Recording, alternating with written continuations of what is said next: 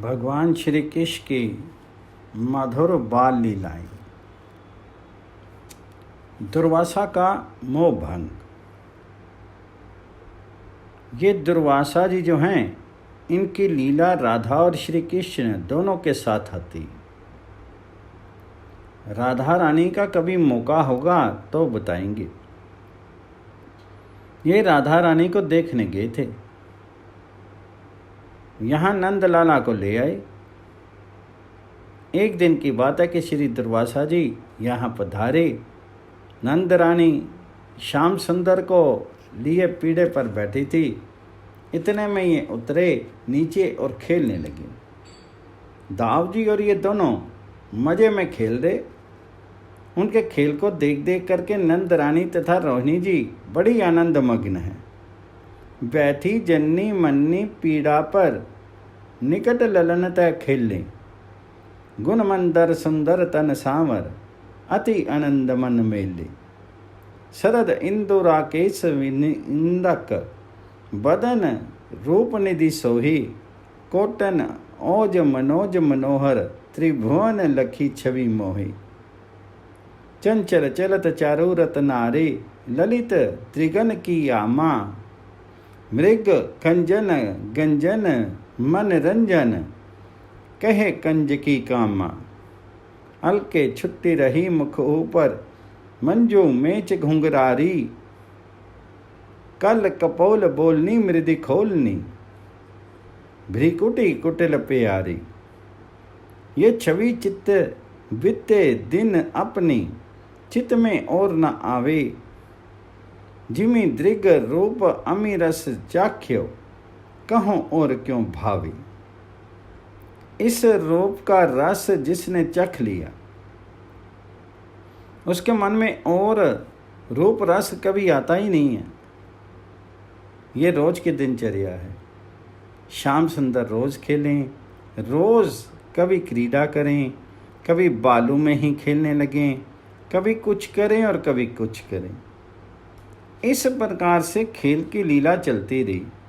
एक दिन की बात, ये पहुंचे बालू पर और लगे खेलने। अब यहाँ तो खेल ही है ना। श्याम सुंदर ने क्या किया, बालू से अंजलि भरी और दौड़ करके दाऊ जी बैठे थे उनके सिर पर उड़ेल दी। श्री राम पास बैठा था, उसकी आंख में बालू पड़ गई। उसने कहा, ए क्या किया क्या किया। श्री राम दौड़ा पकड़ने को और ये भागे पीछे। दौड़ा वह, उनमें बल था। अब अगर ये ना हारे तो इन्हें हराए कौन। ये जीतते रहें तो इनके जीतने में कोई आनंद नहीं। जीते तो ये ही हैं ही, इनका आनंद तो हारने में है। श्री राम ने दौड़ करके पकड़ लिया।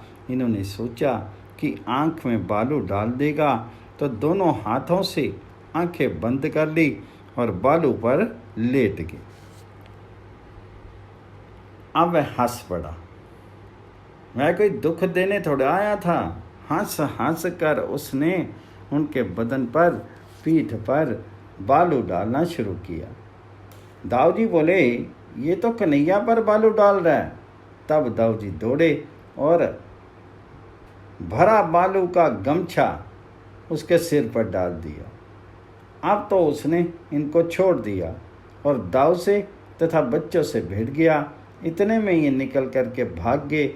इस प्रकार से खेल चल रहा है। अब यही अवसर था कि दुर्वासा जी अनसुईया और अत्रि और ऋषि के पुत्र पगडंडी से ही वहां आ पहुंचे। उन्होंने देखा ये बालू खेल। आए थे दर्शन को अभिलाषा में। ये बड़े प्रेमी माने जाते हैं। दुर्वासा जी राधा जी के यहाँ भी गए बरसाने में। वहाँ की बड़ी ललित कथा है। दुर्वासा जी आए थे दर्शन करने और प्रातपर ब्रह्म को जिस रूप में देखा, तमाम बालू से बदन भरा हुआ, धूली धूसरित, आँखों पर बालू, सिर पर बालू तथा तमाम केश राशि, सिर के घुंघराले बाल, तमाम बालुओं से ढके हुए और धूली में लोट। वे आश्चर्य में डूब गए। दुर्वासा जी ने देखा कि श्याम सुंदर के सारे अंग धूली दूसरी तो रही हैं, तमाम अंगों पर धूल लगी है, केश जो हैं बिखरे हुए हैं, सजाए हुए नहीं रहे। मैया तो सजाती है, परंतु इस समय तो वक्र केशम, घुंघराले और टेढ़े बाल थे और दिगंबर कपड़ा नहीं पहन रखा है, नंग धड़ंग ऐसे ही हैं और बालकों के साथ कभी दौड़ते हैं कभी खेलते हैं, साथ दौड़े जा रहे हैं। देखा प्रात पर ब्रह्म का वह रूप। अब ये झांकी सबको होती है ना, किसी को नहीं होती, सबके सामने रहते हैं। भगवान योग माया सम आवृत और प्रेमियों के सामने रहते हैं। योग माया से अनावृत, वहाँ योग माया ढके रहती है और यहाँ योग माया खेल का सारा आयोजन करती है। ये अंतर है भला। वहाँ योग माया देखने वाले को ढक देती है, वे देख नहीं पाते। सामने रहने पर भी योग माया से आवृत भगवान नहीं दिखते। और यहाँ योग माया से काम लेते हैं।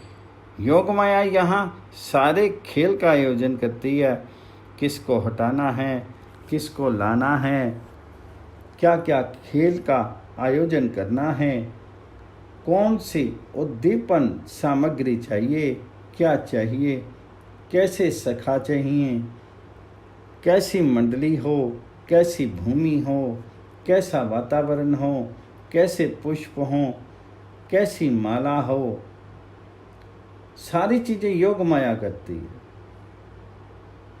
दुर्वासा जी आए थे प्रातः ब्रह्म को देखने।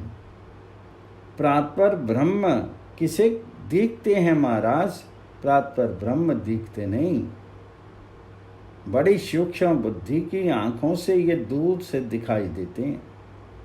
इन्हें आकर के कोई यूं देख ले रे तो नहीं देख सकता, पर यही प्रातः जब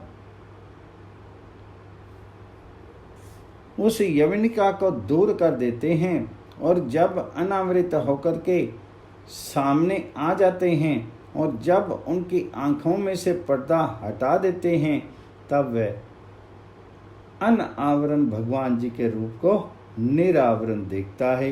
ये कथा आवेगी चीरहरण के प्रसंग में, बड़ी सुंदर। अनावरण निरावरण भगवान जी को निरावरण लोग ही देखते हैं। दुर्वासा जी को अभी तक कुछ थोड़ा सा आवरण रहा। ये प्रातः ब्रह्म को देखने आए और देखा यहाँ पर इनको दिगंबरम वक्र केशम धूली धूसर सर्वागम, इस रूप में देखा। बालकों के पीछे दौड़े। हरिम वीक्ष्य सविस्मता, आश्चर्य हुआ। आनंद में नहीं डूबे, आश्चर्य हुआ। उनका जो हृदय तपस्या की तरह पवित्र हो चुका था, उस तपस्वी के मन में भी एक शंका पैदा होगी। दुर्वासा के मन में शंका होगी कि मालूम होता है ये प्रातः ब्रह्म नहीं है, भला ईश्वर भगवान प्रातः ब्रह्म ये बालकों के साथ नंगे जमीन पर लौटेंगे? किसी ने भूल से कह दिया कि नंद के यहाँ परम आनंद घन प्रातः ब्रह्म का प्राकट्य हुआ है। अयम नंद पुत्रोस्ति, ये नंद का बेटा ही है श्री कृष्ण प्रातपरा, ये प्रातः ब्रह्म नहीं है। ये शंका आ गई। जहाँ संशय आ गया वहाँ संशय आते ही संशय आत्मा विनश्यति, भगवान संशय को रखेंगे नहीं। दुर्वासा मानो संशय के झूले पर बैठ गए।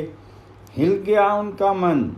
आवरण कुछ था ही, अब विशेष आ गया। तीन ही दोष होते हैं, मल, विक्षेप और आवरण। ऐसा भक्त लोग मानते हैं, कुछ प्रेमी लोग कि जिन तत्वज्ञों का मल, विक्षेप, आवरण दूर हो चुका है और जीवन मुक्त जो हो चुके हैं, उन पर भी भगवान जी की मुनि मन मोहनी माया से विक्षेप और आवरण आता है। भगवान जी के प्रातपद सच्चिदानंद विग्रह के संबंध में जगत भगवत रूप है, इसमें उनके मन में कभी संदेह नहीं आता। इसके संबंध में उनके मन में चांचल्यता नहीं आती। वे जगत की वस्तुओं को देख करके लालायित नहीं होते। उनका जो तत्व ज्ञान है वह तिरोहित नहीं होता, परंतु प्रेम का उदय ना होने वाले से भगवान जी की जो माया है, मुनि मन मोहनी माया, ये माया इनके मन में विक्षेप और आवरण पैदा कर देती है। तत्व ज्ञानी भी यहाँ भगवत ज्ञान से वंचित रह जाते हैं, ऐसा मानते हैं। ये सिद्धांत की बात है। तत्व ज्ञानियों को भगवत स्वरूप के दर्शन हो ही जाएं, ये आवश्यक नहीं है। तत्व ज्ञान प्राप्त होने के बाद भी यदि पराभक्ति ना हो तो दर्शन नहीं होते। यद्यपि वे तत्व ज्ञान में पूर्ण हैं, ये संकेत गीता में है भगवान जी का। ब्रह्म बहुत प्रसन्न आत्मा ना शोचती ना काश्यति, यह श्री कृष्ण ने बताई। भ्रमीभूत हो गया, ब्रह्म को प्राप्त हो गया, समदृष्टि हो गया, आकांक्षा और शोक मिट गया, इसके बाद भी पराभक्ति की प्राप्ति अभी शेष रहती है। इसके बाद मद भक्ति लपते पराम, ये सबको नहीं होती। जो इस पद की वांछा करने वाले होते हैं या प्रेमियों का संग करने वाले तत्व ज्ञानियों में भगवत प्रेम की वांछा जाग उठती है, उनको ये सौभाग्य प्राप्त होता है पराभक्ति प्राप्त करने का। उनके हाथ जो भगवान जी का यथार्थ स्वरूप है, जैसा जो कुछ है वैसा जान लेते हैं। इसलिए भगवान जी का एक वाक्य है श्री गोपिकाओं के संबंध में।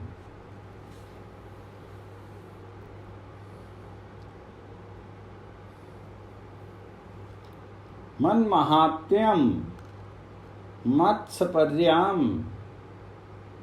मच्छ्रिद्धाम मन मनोगतम जानन्ति गोपिका पार्थ न अन्य जानन्ति तत्वता। तत्वता नहीं जानते मनुष्यानाम शस्त्रेषु कश्चिदहत्यति सिद्धे या तामपि सिद्धानाम कश्चनामाम वेति तत्वता। तत्वता नाम लेते ही सिद्ध हो गए। यहाँ पर अर्थ बदलना पड़ता है, सिद्ध का साधक अर्थ करना पड़ता है लोगों को, क्योंकि माम वेति का अर्थ करते हैं ब्रह्म को जानना, और ब्रह्म को जानना अर्थ करे तो तत्व से जाना नहीं, ये बात आती नहीं तो सिद्ध का अर्थ फिर क्या करे। सिद्ध का अर्थ फिर वह करते हैं साधक। हजारों हजारों में कोई एक प्रयत्न करता है और उन यत्न करने वाले सिद्धों में जो सफल हो चुके साधन में, उनमें कोई कोई एक यत्न करता है, और उन यत्न करने वाले सिद्धों में जो सफल हो चुके साधन में, उनमें कोई कोई मुझे तत्व से जानता है। माम शब्द है, यहाँ भी गीता में माम आया है।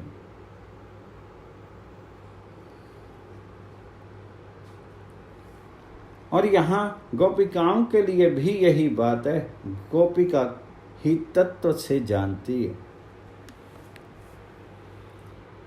महर्षि दुर्वासा के मन में भी प्रेम का उदय पूर्ण ना होने के कारण से संशय हुआ। ये प्रातपर ब्रह्म को देखने आए थे ना, और प्रातपर ब्रह्म के लक्षण इनके मन में मौजूद थे। इन लक्षणों से ही मिलाया। प्रातपर ब्रह्म के जो लक्षण इनके हृदय में बैठे हुए थे, उन लक्षणों से भगवान श्याम सुंदर को मिलाया। मिलते हैं कि नहीं? फिर नहीं मिले। वह धूल में लौटता नहीं, वह नंगा लौटता नहीं, उसमें अज्ञान होता नहीं, वो रोता नहीं, इस प्रकार क्रीड़ा करता नहीं। वह तो अपने आप में अपने आप मस्त रहता है। दुर्वासा जी ने सोचा कि ये वह नहीं, अयम नंद पुत्रो अस्ति ना तो श्री कृष्ण प्रातपरा। ये प्रातपर कृष्ण नहीं, लेकिन बात क्या है? बात यही है कि चाहे कितना ही बड़ा कोई क्यों ना हो, अनसुईया जैसी सती के ये पुत्र रहे और परम तपस्वी तेजस्वी अत्रि के पुत्र थे। भगवान जी ने उनको बुलाया था कृपा करने के लिए, नहीं तो आते कैसे? कृपा तो उन पर करनी ही है, इनके मल विक्षेप को तो मिटाना ही है। अब जरा लीला में और आगे बढ़े। श्री कृष्ण बोले, अरे श्री दाम, बता तू हारा कि मैं हारा? खेल रहे थे ना, अब वह क्या कर रहे इसमें कोई मतलब नहीं। उनको सर्टिफिकेट तो लेना नहीं है कि तुम ब्रह्म हो कि नहीं हो। श्री दाम ने कहा, तू हारा? मैं कैसे हारा? बोले, नहीं तू हारा।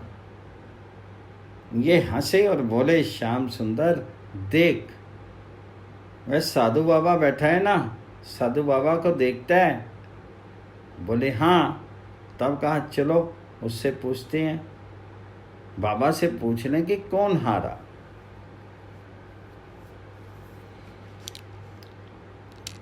इधर संदेह में इनका हृदय आंदोलित है, संदेह हिंडोले पर झूल रहा है मन। तब भी वे मुनि हैं, तपस्वी हैं और उनमें बाहर की शक्ति है। एक कदम्ब का पेड़ था, उसकी छाया में महर्षि शांत खड़े हुए थे। बड़ी गंभीर मुद्रा है, सोच रहे हैं कहीं भूल तो नहीं गया, मैं प्रातपर ब्रह्म की लीला चल रही हो और मैंने संदेह तो नहीं कर दिया। गंभीरता से विचार कर रहे हैं और तमाम अंगों से मानो तेज निकल रहा है, नेत्रों में भी विचित्र आभा है। भगवान पास आए, समीप आए तो ये बदलने लगे। अरे शीर मेरा कांप उठा। जनक के मन में हुआ था, बोले ऐसे कैसे मेरे मन में आ गई? ये क्या हो गया? रोमांच क्यों हो गया? इनका शीर कांपने लगा। जो गंभीर मुद्रा थी वह चंचल हो गई। ये देखने लगे और भगवान श्याम सुंदर के अंगों की दीप्ति में इनका सारा तेज मानो जा करके समा गया। अब इनकी स्थिति अनिर्वचनीय होगी। अब सारी बात भूल गई। अब इनको अपनी दिशा पर आश्चर्य है कि ये हो क्या गया। उनकी आंखों में आंसू आने लगे, छलक पड़े आंसू दुर्वासा के नेत्रों से। शीर में रोमांच हो आया। इतने में पास पहुंच गए श्याम सुंदर। बोले, ए साधु बाबा, साधु बाबा बोलता क्यों नहीं। साधु बाबा दूसरे राज्य में पहुंच गए। फिर बोले, बाबा सुनता है कि नहीं। बाबा बोले, क्या है। बोले, बता श्रीदाम हारा कि महाराज। मैं हारा, यह यहाँ कोई गंभीर दार्शनिक बात नहीं है। आप महर्षि तो आंख फाड़े देखने लगे। इनको देखते ही रह गए और इनके मुंह से उत्तर निकला नहीं। हृदय विगलित हो गया। श्री कृष्ण ने सोचा कि बोलता क्यों नहीं। इतने में क्या दशा हुई कि मुनि की कि जो हर्ष के मारे कंपन हुआ तो लगा गिर पड़ेंगे। खड़े थे ना, उनमें खड़े रहने की शक्ति नहीं। गिरते हुए से उसी बालू पर बैठ गए। मुनिराज बैठ गए। फिर इनको देखा, अब इनको तो प्रेम देना ही है। नन्ही नन्ही अपनी भुजाओं को उठाया और धीरे से गोद में जा कर के बैठ गए। गोद में बैठ कर के ठोडी पकड़ी और बोले, बाबा तो बताता क्यों नहीं, बोलता क्यों नहीं। अब स्पर्श प्राप्त हो गया, दर्शन प्राप्त हो गई, सानिध्य प्राप्त हो गया। कोई उत्तर नहीं। क्या उत्तर मिलता। अब तो मुनि का ढंग दूसरा हो गया। मुनि चुप है। ये बोले, भैया देखो, लगता है इस साधु को बोलना आता नहीं, अथवा बोलता नहीं होगा, गूंगा है, बड़ा घमंडी होगा। बोले, साधु है, नहीं बोलता होगा, चलो चलें। यूं कह करके श्री कृष्ण हंस पड़े। अब ये चौथी चीज हुई। मुनि के पास आए। फिर ये मुनि की सानिध्य में आए, मुनि की गोद में बैठे और मुनि को देख करके हंस पड़े। अब ये इनकी जो हंसी बाल लीला की हंसी दुर्वासा के नेत्रों के लिए दूसरी ही थी। यह योग माया की हंसी थी। रात पर ब्रह्म का साक्षात्कार कराने के लिए भगवान जी के अधरों पर हंसी आ गई।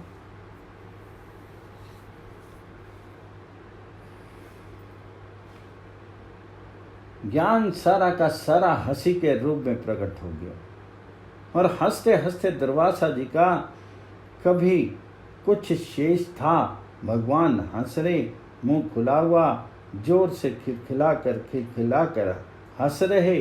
तो दुर्वासा जी देखते ही देखते भगवान जी के मुख विवर में प्रविष्ट हो गए। योग माया ने कपाट लगा दिया, हंसी बंद हो गई।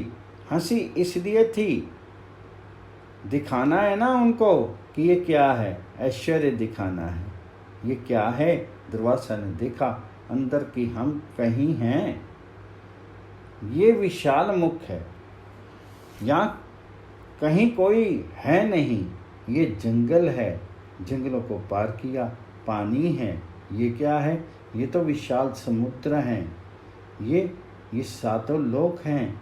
ये द्वीप हैं, सप्त पाताल हैं। कहाँ कहाँ भ्रमण करते रहे, करोड़ों वर्ष बीत गए। अनंत सागरों की अनंत तरंगें उठ रही हैं। इनका अंत कहीं है। फिर सोचा कि अरे हजारों युग बीत गए और इस जल राशि में बह रहा हूँ, डूब रहा हूँ, समाधि में हो गया था, अब व्युत्थान हुआ है। नहीं नहीं, सब जल में है, अब मैं कहाँ जाऊं। ये अंध छिद्र है, इसे प्रवेश करूं अंदर घुसे तो देखा कि क्या हो गया। ये तो दिव्य सृष्टि है। ये काल मान से ना मालूम कितनी आयु बीत चुकी। ये कोटि कोटि ब्रह्मांड यहाँ पर मानो यहाँ बूंदों के समान बह रहे हैं। तमाम मणियों के लोक हैं, मणियाँ हैं, रत्न ही रत्न हैं। अरे ये तो मैं गोवर्धन में आ गया, ये वृंदावन आ गया। ये वृंदावन के नवीन नवीन सुंदर सुंदर वृक्ष ना पुष्पों से शोभित हैं। मंदार, ये चंदन, ये चंपक, ये आम्र, और देखो ना कितने सुंदर पुष्प खुले हैं। ये भ्रमर गुंजार कर रहे हैं। और ये तो जमुना बह रही है, कलंदी बह रही है। ये गोलोक धाम है। सच्चिदानंद में मंदिरों को देखा, तमाम लोग देखे। वे एकादश द्वार हैं, श्री धाम वहाँ पर हैं, और वहाँ पर कोटि कोटि गोपांगनाएं हैं। तमाम जय ध्वनि हो रही है। इतने में श्याम सुंदर दिखे और श्याम सुंदर हंस रहे हैं। फिर हंसे, मुंह खुला और ये बाहर आ गए। ये बड़ा लंबा वर्णन आता है कि क्या क्या देखा उन्होंने। मुख्य विवर से बाहर आगे आंख खोल करके देखा तो गोलोक नहीं, वही व्रजपुर है। वही जमुना का तटवर्ती बालका में स्थान है। ठीक वही लीला स्थली है और श्री कृष्ण सखाओं के साथ वहीं खेल रहे हैं और वैसे ही हंस रहे हैं। मुनि का सारा संशय निकल गया। जो निश्चय था कि ये प्रातपर ईश्वर नहीं है, उन्होंने देखो ना मेरा कितना सौभाग्य है कि मेरी गोद में आ गए और हंसने लगे। और इतने छोटे से मुख्य विवर में मैं प्रवेश कर गया और मैंने क्या क्या देखा। मुनि की अंजलि बंद गई और उन्हीं के सामने में वहीं भूमि पर लौट पड़े। मुनि ने वहां की धूल उठा उठा करके अपने ऊपर डालनी शुरू की और फिर प्रणाम करने लगी। नवीन नवीन सुंदर कमल के समान जिनके विशाल नेत्रों की परम शोभा है, बिंबहल के समान जिनके अरुण अदर ओष्ठ हैं, जिन पर मंद मंद हंसी छाई हुई है, नव नील नीरद घन श्याम ये उनके बदन की कांति है। सुंदर उनका बालक वेश है और मधुर मधुर मंद गति से चलते हैं। मैं उन नंद नंदन को प्रणाम करता हूँ जिन भगवान श्याम सुंदर के चरणों में नपुर बज रहे हैं, जिनके कमर में मैया ने बड़ी सुंदर 9 रत्नों की करधनी बांध दी है, जिनके गले में मैया का पहनाया हुआ सुंदर हार है। उस हार में बाघ के नख मैया ने लगा दिए हैं कि नजर न लग जाए, और मैया ने जिनके मस्तक पर काजल का टीका लगा दिया है कहीं दोष दृष्टि ना हो जाए, इस प्रकार के इस कालिंद तन्या जमुना जी के तट पर विविध प्रकार की मनोहर बाल लीला करने वाले इस परम सुंदर नंदलाल की मैं वंदना करता हूँ। नंदनंदन कहा, अब प्रातपर नाम नहीं लिया यहाँ पर। यहाँ इस स्तोत्र में कहीं प्रातपर ब्रह्म का नाम नहीं है। नंद नंदन के स्वरूप सौंदर्य का वर्णन है। फिर बोले कि पूर्ण चंद्रमा के समान जिनका सुंदर मुख है और जिस मुख पर घुंघराली अलकावली छाई है, सुंदर घुंघराले काले केस बिखर रहे हैं, जिनके श्री मुख मंडल पर इनके केशों को देख करके ऐसा मालूम होता है कि मानो नए नीले मेघों की नीलिमा है। ये सुंदर सुकिन्न है। यहाँ श्री कृष्णचंद्र के चरणों में जो सिर झुका देते हैं उनके लिए ये कुमद के भांति शीतल बन जाते हैं। मैं इन्हीं को नहीं बलराम जी को भी और इनके साथी सब के सब इन गोप बालकों को भी मैं बारंबार प्रणाम करता हूँ। मुनि के नेत्रों से आंसुओं की धारा बहने लगी। अब खड़े हो गए, भगवान जी का संकेत मिला और चल पड़े कृष्ण कृष्ण रटते हुए बद्रिका धाम की ओर। तप करने के लिए नहीं, एकांत में जाकर के निरंतर श्री कृष्णचंद्र के ध्यान में निमग्न रह करके उनका नाम गुण कीर्तन करने के लिए। यशोदा मैया आ पहुंची। अब तक तो इन्होंने भुला रखा था कि दुर्वासा के साथ लीला करनी थी। बहुत देर हो गई तो मैया ने देखा कहाँ खेल वेल कर रहे हैं। मैया आ गई, गोप शिशु भी आ गए। मैया ने अपना आंचल फैला करके गोद में लिया और घर ले गई। स्नान कराया, कपड़े पहनाए, कलेवा कराया और दूध पिलाया। फिर गोद में लेकर के मैया ने सुला दिया। कहा बेटा सो जाओ। आलस आ रहा था, दूध पीते ही सो गए। बल मोहन दो अलसाने कछु कछु खड़ दूर ले आवियो। मुख जमात जन्नी जी जाने।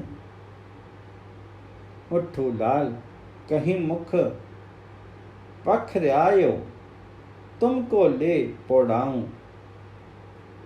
तुम सोओ मैं तुम्हें सुलाऊं। कछु मुधरे सुर गाऊं, तुरत जाई पौड़े दो भैया।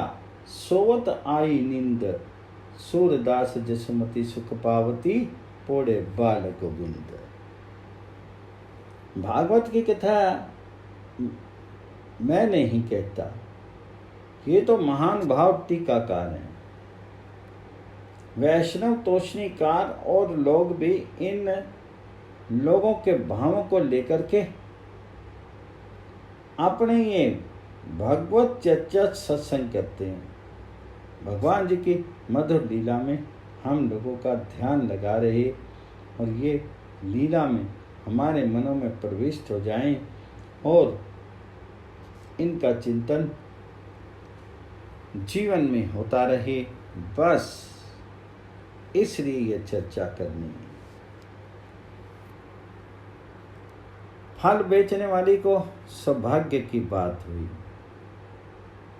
उस चंडालनी को श्री कृष्ण ने मां कहा और गोद में चले गए।